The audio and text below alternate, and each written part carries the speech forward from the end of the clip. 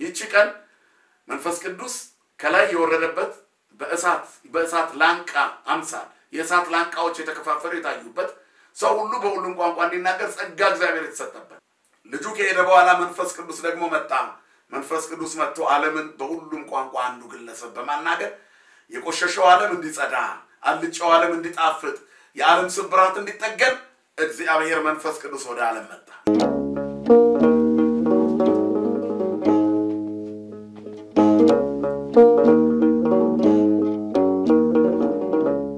በስመ አብ ወወልድ ወመንፈስ ቅዱስ አሐዱ አምላክ አሜን ክርስቶስ ተንሥአ እሙታን በአብይ ኃይሉ ስልጣን አሰሮ ለሰይጣን አጋዞ ለአዳም ሰላም እምይእዜሰ ኮነ ፍስሐ ወሰላም የትንሣኤያችን በኩረ ፍጥረት ሁሉ ጌታ መድኃኒተ ዓለም ኢየሱስ ክርስቶስ ለዚህ ለተቀደሰችው ዕለት ለበዓለ ጰራቅሊጦስ ስላደረሰን ስሙ ለዘላለም የተመሰገነ ይሁን የተወደዳችሁና የተከበራችሁ በመላው ዓለም የምትገኙ ይህንን ቪዲዮ የምትመለከቱ ኦርቶዶክሳውያን ክርስቲያኖች በጌታችን በመድኃኒታችን በኢየሱስ ክርስቶስ ፍቅር ጸጋና ሰላም ይብዛላችሁ የእመቤታችን የቅድስተ ቅዱሳን የንጽሕተ ንጹሐን የድንግል ማርያም አማላጅነት አይለያችሁ የጻድቃን የሰማዕታት የአበው ጸሎትና ምልጃ የመላእክት ጥበቃ አይለያችሁ አሜን እንግዲህ እግዚአብሔር ፈቃድ ሆኖ በዓለ ሃምሳን ወይንም ሃምሳኛውን ቀን እንድናከብር እግዚአብሔር ዕድሜ ሰጥቶናል ወተመሩ ኩሎሙ መንፈሰ ኃይል ወአሃዙ ይንበቡ ዘዘዚአሆሙ በነገረ ኩሉ ባወርት ሁሉም የመንፈስ ቅዱስን ሀብትና ኃይል ተሞሉ በዓለም ሁሉ ቋንቋ መናገርም ጀመሩ የሐዋርያት ሥራ ምዕራፍ 2 ቁጥር 4 የተወደዳችሁና የተከበራችሁ የእግዚአብሔር ቤተሰቦች የእግዚአብሔር ፈቃዱ ሆኖ በዓለ ሃምሳ የተባለው በዓለ ጰራቅሊጦስ ላይ ደርሰናል ይህች ቀን የቤተ ክርስቲያን ልደት ናት በቤተ ክርስቲያናችን ሥርዓት እንደ ትንሣኤ የምናከብረው 50ኛው ቀን የመጨረሻው ቀን በዚህ ቀን ይፈጸማል ክርስቶስ ተንሥአ እሙታን የሚለው የትንሣኤው የድል አዋጅ ሰላምታም በዚህ ቀን ያበቃል ዕለተ እሑድ ግን በየትኛውም ቀን ስትውል የጥንተ ትንሣኤው መታሰቢያ የክርስቶስ የትንሣኤው መታሰቢያ ሆና እንደተከበረች ትኖራለች ነገር ግን 50ውን ቀን እንደ አንድ ቀን ስናከብር የኖርንበት 50ኛው ቀን ደረሰ የሐዋርያት ሥራ ምዕራፍ 1 በዓለ ሃምሳ የተባለው ቀን በደረሰ ጊዜ ይላል 49ኙ ቀን ተፈጽሞ 50ኛው ቀን በደረሰ ጊዜ ክርስቶስ ከሞት ከተነሳ በኋላ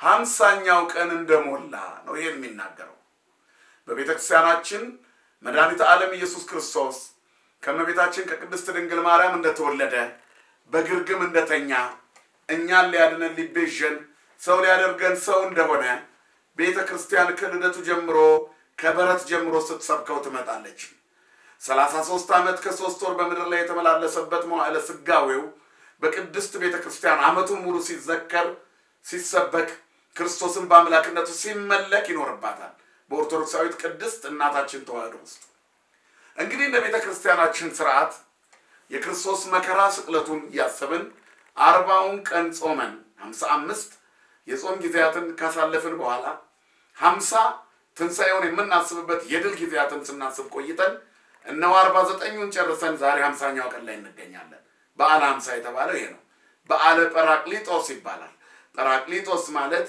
የሚያጽናና የሚያጸና የሚያነጻ መንፈስ ቅዱስ ማለት ነው ስለዚህ ቅድስት ቤተክርስቲያን በአዲሱ ኪዳን የምትወለደው በእሳት ጥምቀት ነው በዚህ ቀን ቤተክርስቲያን ትወለዳለች ትንሣኤው ዕለተ ሰንበተ ክርስቲያን የክርስቶስ የትንሣኤው መታሰቢያ ስትባል እቺ በዓለ ጰራቅሊጦስ ደግሞ 50ኛው ቀን ደግሞ የቤተክርስቲያን የልደት ቀን ትባላለች ቤተክርስቲያን በእሳት ጥምቀት የተወለደችበት ልዩ ቀኗ ነው በዚህ ቀን ነው የክርስቶስ ወዳጆች ቅድም ያነበብኩላችሁን የመንፈስ ቅዱስ ጸጋ እንደተቀበሉ ቅዱስ ሉቃስ በሐዋርያት ሥራ ላይ የጻፈው እንግዲህ የጌታችን የመድኃኒታችን የኢየሱስ ክርስቶስ መዋዕለ ስጋዌ ሲተረክ ቆይቷል ከትንሣኤ በኋላ ያለው ድባብ ምን እንደሚመስል ቅድስት ቤተክርስቲያን በእያንዳንዱ ሳምንታት ገልጻለች 40 ቀን ሙሉ እየተገለጠ ታያቸው ይላል የሐዋርያት ሥራ ምዕራፍ 1 ጌታችን መድኃኒታችን ኢየሱስ ክርስቶስ ከሰማየ ሰማያት ወርዶ ከድንግል ማርያም ተወልዶ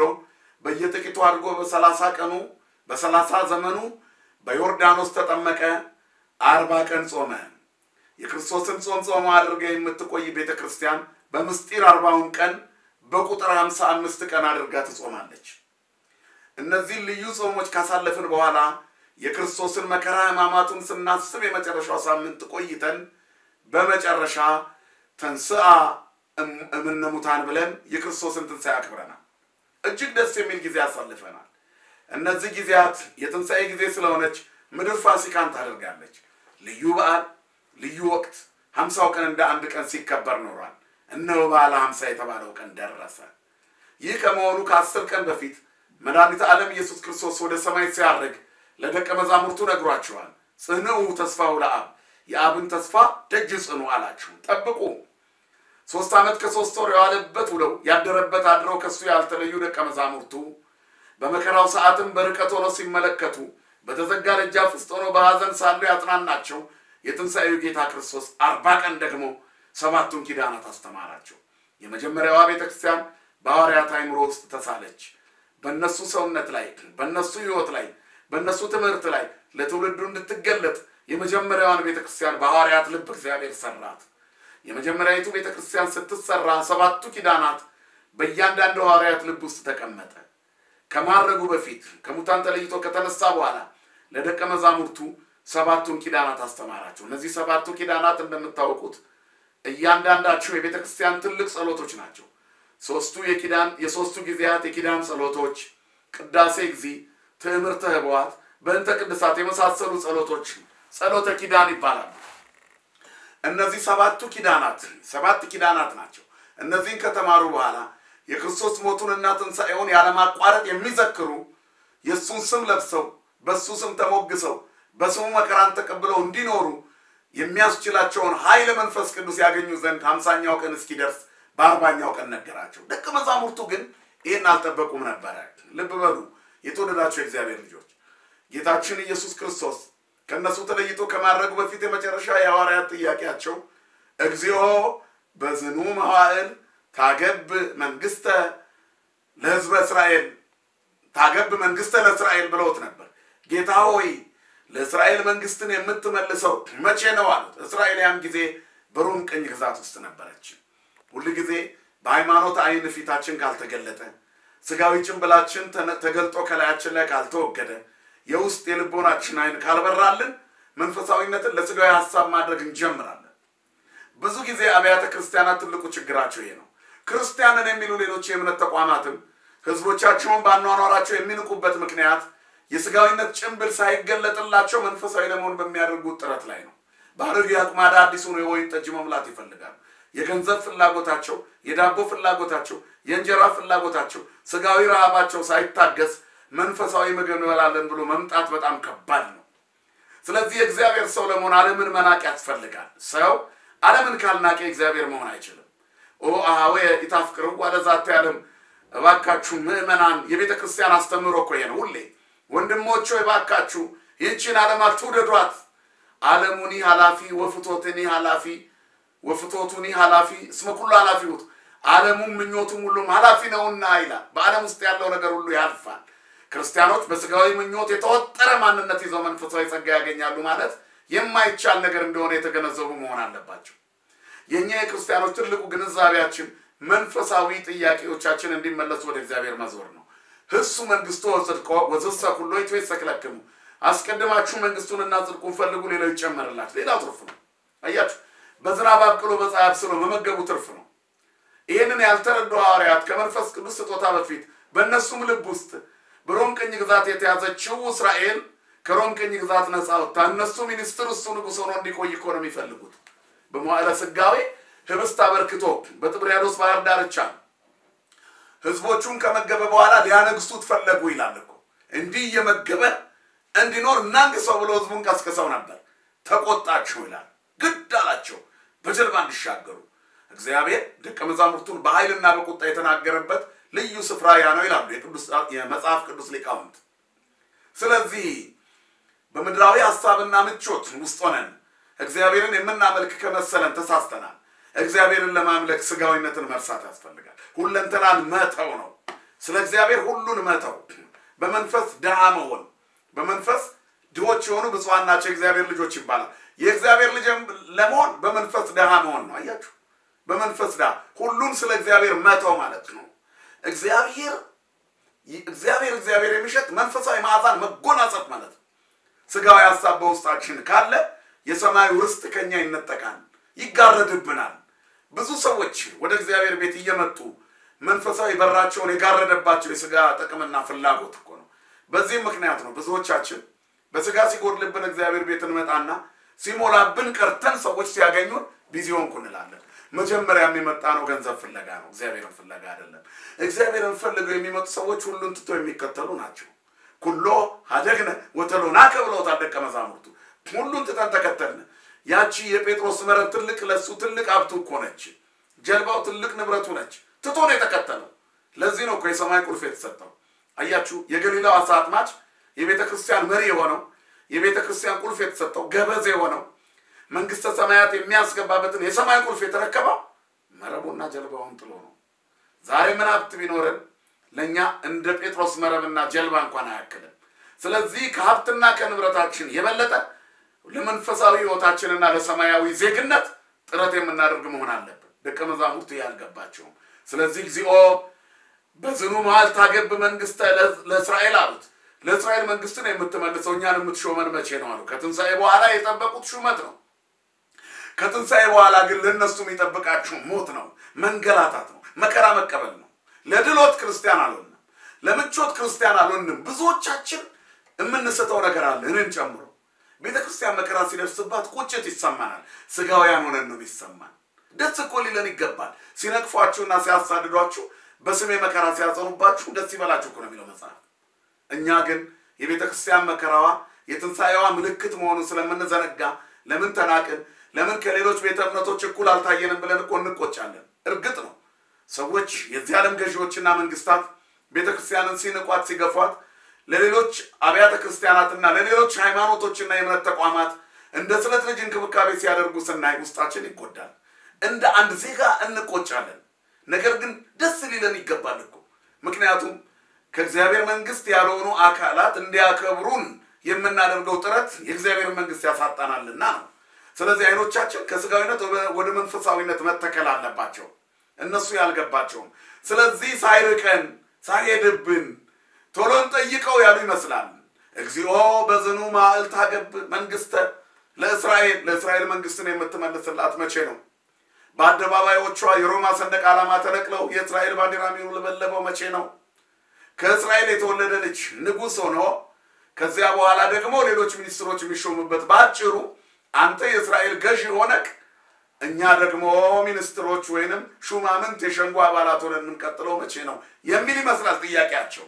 ስለዚህ ምድራዊ ጠይቀውታልና እሱ ግን ጥያቄያቸውን በምስጢራዊ መልኩ የሰማያዊ አድርጎ አብ በገዛ ስልጣኑ ያደረገውን ይህንን ነገር መንፈስ ቅዱስ በተሰጣችሁ ጊዜ ይገባችሁና በኢየሩሳሌምና በመላው ዓለም ምስክሮች ትሆናላችሁ አላቸው።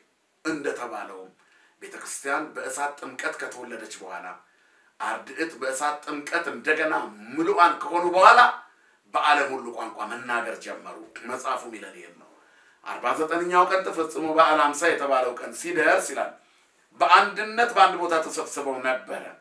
በድንገትም ይላል በድንገትም እንደ አውሎ ነፋስ ድምጽ ያለ ከሰማይ ድምጽ መጣ፣ የነበሩበትን ቤት ያ የሰማይ ድምጽ ሞላው። አስባችኋል?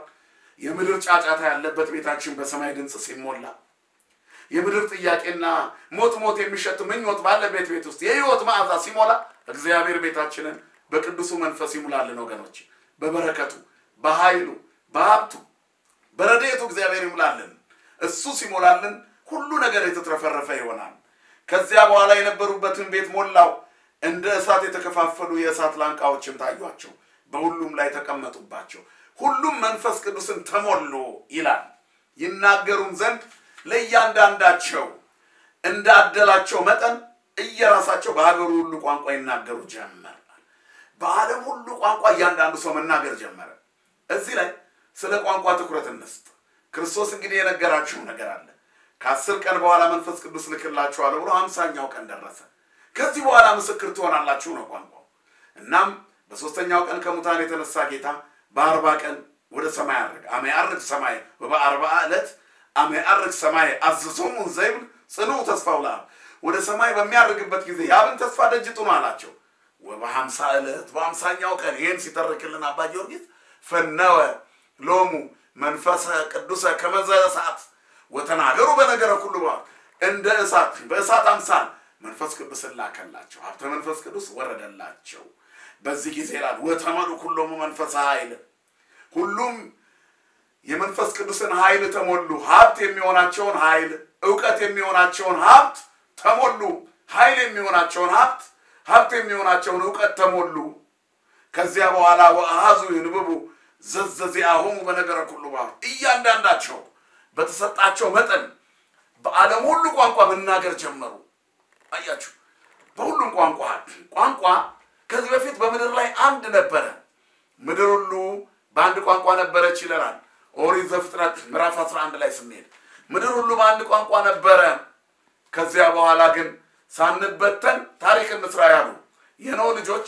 ለቋንቋ መከፋፈል ምክንያት እንደነበሩ ኦሪት ዘፍጥረት ምዕራፍ 11 በደንብ አድርጎ ይነግረናል በሚደነቅ ሁኔታ ቋንቋ ጸጋ ነበረ ከዚህ በፊት የእግዚአብሔር ስጦታ ነበረ ሰዎች ሁሉ በአንድ ላይ ይኖሩ ነበር የዓለም ሁሉ ቋንቋ አንድ ንግግሩም አንድ ነበረ ይላል ኦሪት ዘፍጥረት ምዕራፍ 11 ላይ ከዚያ በኋላ በመድር ላይ ያሉ የኖህ ዘሮች ሳንበተን ይላል በመድር ላይ ጦብ እንስራ ብለው በባቢሎን ሜዳ ላይ የሰናዖርን ግንብ ገነቡ በእግዚአብሔር ላይ ክፋት ሐሳብ ይዘው ተነሱ ይለናል መጽሐፍ ከዚህ በኋላ ወደ ሰማይ ሰማያት የሚደርሰውን ያንን የሰሩትን ግንብ በክፋት ስለገነቡት ስላሴ ግንቡን አፈራረሱት ንዑ ንረድ ወነካው ነገሮሙ ለከለዳውያን ሐሳባቸውን ቋንቋቸውን እንደባልቀዋል ከዚያም በኋላ የተደባለቀ ቋንቋ በመድር ላይ መጣ አሁን ዛሬ ዘሬ ብሔሬ ጎጤ ያን ክልሌ ያን የምንከፋፈልበት ቋንቋ በርግማን የመጣ ነው ሰው አንድ ቋንቋ ብቻ ይዞ ሲኖር እርግማናዊ ህይወት ነው የሚኖረው ዘረኝነት አንዱ ሰው ግን ብዙ ቋንቋ ሲናገር በረከት ይሆናል አንድ ብሔር ብቻውን ሲቧደን ዘረኝነት ይሆናል አንዱ ሰው ግን የሁሉንም ብሔር ቋንቋ ሲናገር በረከት ይሆናል ለበጎ ነገር ከሆነ ለጥል ካልሆነ ለአመጽ ካልሆነ ህዝብ ለማስፈጀት ካልሆነ ቋንቋ በረከት ይሆናል አያችሁ ስለዚህ ቋንቋ የተከፋፈለው በኃጢአት ምክንያት ነው እንጂ እኛ ሰዎች ሁሉ አንድ ቋንቋ ነው የምንናገረው አሁን ጥሩ ነው ሁሉም በቋንቋ የእግዚአብሔርን ቃል መስማቱ በጎ ነው ነገር ግን አንዱ ሌላውን የሚንቅ አንዱ ሌላውን የሚያጣጥልበት ከሆነ ቋንቋ እርግማን ነው መጽሐፍ ቅዱስ እንደሚነግረን ዘፍጥረት 11 ሙሉ ለሙሉ ነው የሰናዖር ግንብ የፈረሰው በቋንቋ መከፋፈል ነው የተለያዩ ቋንቋዎች የመፍረስ ውጤት ናቸው አንዱ ሰው ሲናገራቸው ግን የአንድነት ውጤት ናቸው ስለዚህ ደቀ መዛሙርቱ በዓለም ሁሉ ቋንቋ ተናገሩ ወተናገሩ በነገረ ሁሉ በሐውርት ሁሉም ይላል ወአሃዙ ይንብቡ ዘዘዚአሁም በነገረ ሁሉ ሁሉም ተነስተው በዓለም ሁሉ ቋንቋ መናገር ጀመሩ ጸጋ ሆነ ስጦታ ሆነ እግዚአብሔር ያን ጊዜ ሰዎች ለክፋት ሲጠቀሙበት የመተነውን ቋንቋ ለበጎ አገልግሎት አንዱ ሰው ሁሉንም እንዲናገር አደረገ አያችሁ ሁሉ ከእግዚአብሔር ሲሆን ደስ ይላል ለጥፋታቸው ጊዜ የተሰጣቸው ቋንቋ ለበጎ ልማት ለሁሉም አንዱ ተሰጠው አንዱ ሰው ለአንዱ ሁሉም ተሰጠው ስለዚህ ብዙ ቋንቋ ተናግረው የሚያስተምሩ በብዙ ቋንቋ ህዝብን የሚመክሩ በብዙ ቋንቋ የሚናገሩ የእግዚአብሔር ጸጋ የተሰጣቸው ሰዎች ናቸው እናም ደቀ መዛሙርቱ በዚያ በዓለም ሁሉ ቋንቋ ተናገሩ ከዚያ በኋላ የሆነውን የአዲስ ኪዳን መስፋፋት ዛሬ እስከደረስንበት መንገድ ድረስ ወንጌል በዓለም ሁሉ በፍቅር ተሰጠች እናም ይህች ቀን መንፈስ ቅዱስ ከላይ የወረደበት በእሳት ላንቃ አምሳል የእሳት ላንቃዎች የተከፋፈሉ የታዩበት ሰው ሁሉ በሁሉም ቋንቋ እንዲናገር ጸጋ እግዚአብሔር የተሰጠበት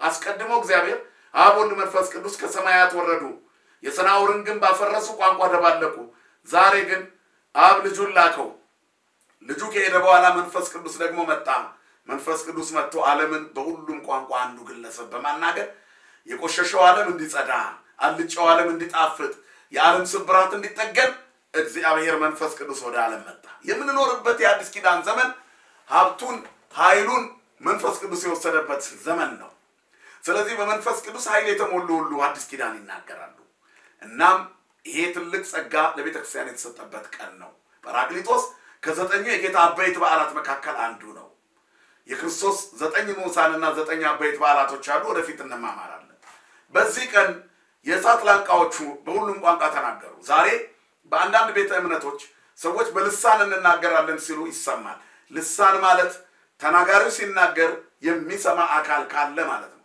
ልሳን ማለት ቋንቋው ግዕዝ ነው ቋንቋ ማለት ነው ወይንም ልሳነ ግዕዝ ብንል የግዕዝ ቋንቋ ማለት ነው።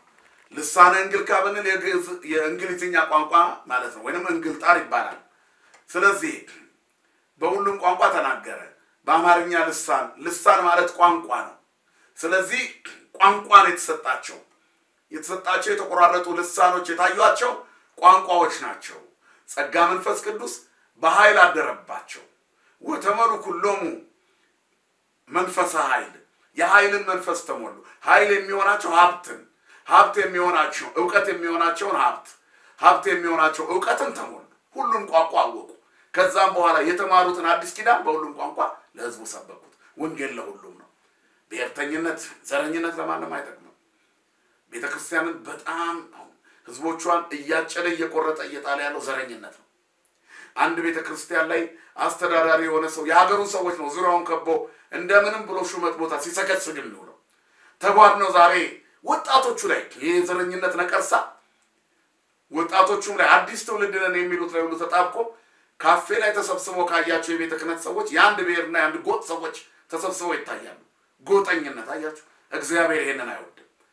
ቢችል ሁሉን ቋንቋ ተናግረው ሊያስተምሩ ሲገባ የአንድ ሀገር ሰዎች ተጓድነው ስራ ለማግኘት እነሱ፣ ገንዘብ ለመዝረፍ እነሱ፣ ሰው ለመስደፍ እነሱ፣ ከነሱ ብሔር ውጪ የተነካ ሌላ አካል ካለ ተሰብስበው ብሎት ሁሉም ብሔር ላይ ያለ በሽታ ይሄ ነው። እግዚአብሔር ይሄን በሽታ ይንቀልልን። እግዚአብሔር ቋንቋን የሰጠው ለአገልግሎት ነው። ስለዚህ ብቻል አንዱ አማርኛ ተናጋሪው ኦሮምኛና ወላይትኛ፣ ጉራግኛና ትግርኛ፣ ጉምዝና ሽናሻ ቢናገር ያንን ሁሉ ትውልድ ወደ ክርስቶስ በመሰብሰብ አተረፈ። ኦሮምኛ ተናጋሪው አማርኛውን ትግርኛውን ካልናቀ እነዚህን ቢናገር እዚያ ህዝብ ውስጥ ያሉ ያልተጠመቁትን ወደ ክርስትናው በማስገባት አተረፈ። የወላይትኛ ተናጋሪው የትግርኛውን፣ የአማርኛውን፣ የኦሮምኛውን ቢናገር አተረፈ። ስለዚህ ብዙ ቋንቋ በማወቅ ማትረፍ እንደሚቻል ቤተክርስቲያን የምታስተምርበት ቀን ነው። የቀን ጰራቅሊጦስ ልዩ ቀን ነው። መንፈስ ቅዱስ አይከፋፍልም፣ አንድነት ይሰጣል። አንድ ነበሩ፣ አንድ ልብ ነበሩ፣ በአንድ ቤት ነበሩ። ያን ጊዜ የእሳት ላንቃ ታያቸው፣ እንደ ጥምቀት ተቆጠረላቸው። ተጠመቁ ነው። ተጠምቁ አርዴት በፈለገ እሳት እንሰማይ ሰማያት ዘወዘ፣ ከሰማይ በወረደ የእሳት ወንዝ ተጠመቁ ነው የሚለው። አርዴት በእሳት ተጠመቁ። በእሳት የተጠመቅንበት ቀን ነው። መጥምቀ መለኮት ቅዱስ ዮሐንስ ዘይመጽእ እምድኅሬ ዘሀሎም ቅድሜየ፣ ከኔ በኋላ የሚመጣ ከኔ በፊት የነበረ ነው ይልና ምንድን ነው የሚለው? ወውእቱ ያጠምቀክሙ በመንፈስ ቅዱስ ወእሳት ዘይደለወኒ እፍታ ቶታናሳኒው መገሪው ወውእቱ ያጠምቀክሙ በመንፈስ ቅዱስ ወእሳት። ከኔ በኋላ የሚመጣ ከኔ የሚበረታ ነው፣ ከኔ በፊት የነበረ ነው። ዘይመጽእ እምድኅሬ ዘሀሎም ቅድሜየ። የጫማውን ጠፍር እንኳን ፈታው ዘንድ አይቻለኝም። ስለ ክርስቶስ ሲመሰክር እኮ እሱ በእሳት ያጠምቃቸዋል አለ። እኔ ለንስሐ በውሃ አጠመቅኳችሁ፣ እሱ ደግሞ በእሳት ያጠምቃቸዋል አለ። እንዳለውም የጌታ ደቀ መዛሙርት አርዴት በዝግ ቤት ውስጥ እያሉ ጽንዑ ተስፋው ለአብ ያላቸው ጌታ መንፈስ ቅዱስን ላከላቸው። ከዚያስ መንፈስ ቅዱስ ሲሰደደላቸው እነሱ ወደ እነሱ ላይ በወረደ ጊዜ በዓለም ሁሉ ቋንቋ ተናገሩ። ለምን? በእሳት ተጠመቁ። አያችሁ፣ መንፈስ ቅዱስ ኃይል ነው፣ ኃይል ይሆነናልና። መንፈስ ቅዱስ መጽንዕ ነው፣ መንጽእ ይሆናልና። አያችሁ፣ በንፋስ አምሳል ይላል።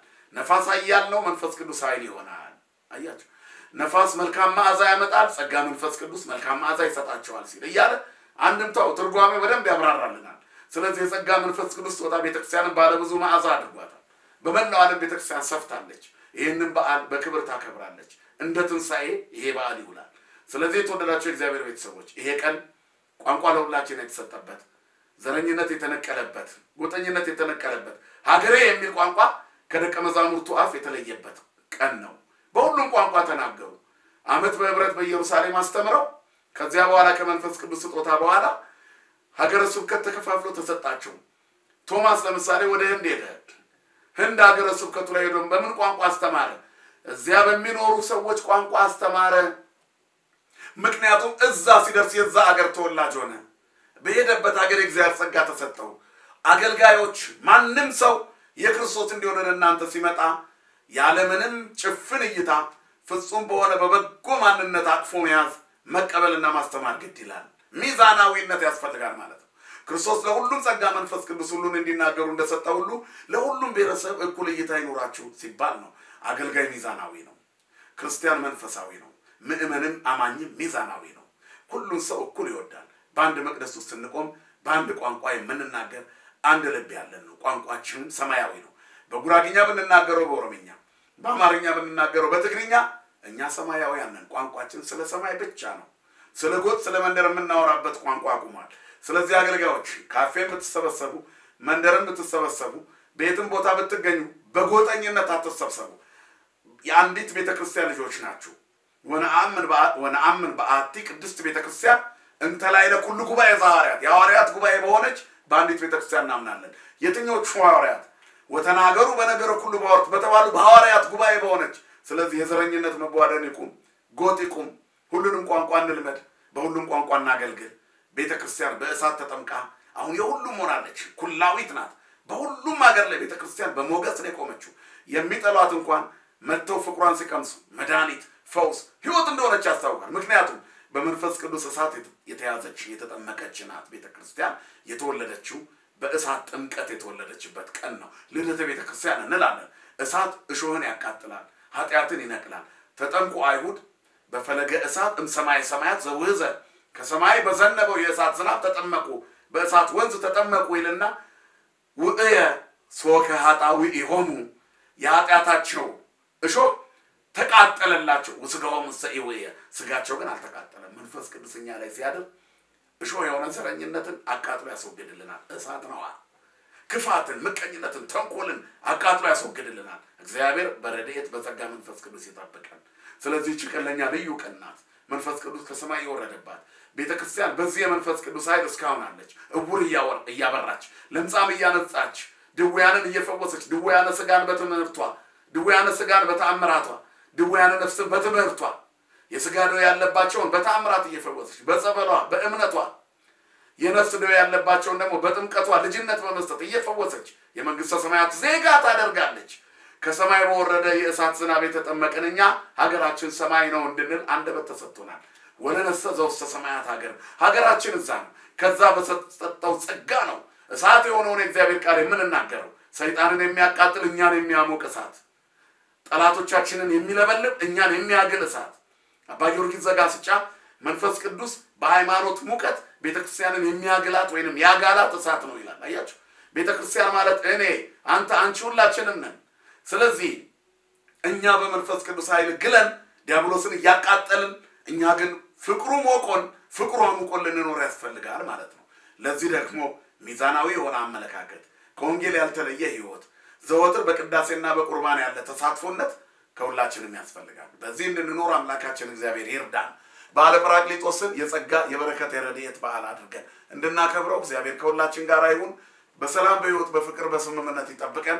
በሰማነው ቃል ይባርከን። ክርስቶስ ተንሥአ እሙታን በአብይ ኃይሎ ስልጣን አሰሮ ለሰይጣን አጋዞ ለአዳም ሰላም እምይእዜሰ ኮነ ፍስሐ ወሰላም አሜን።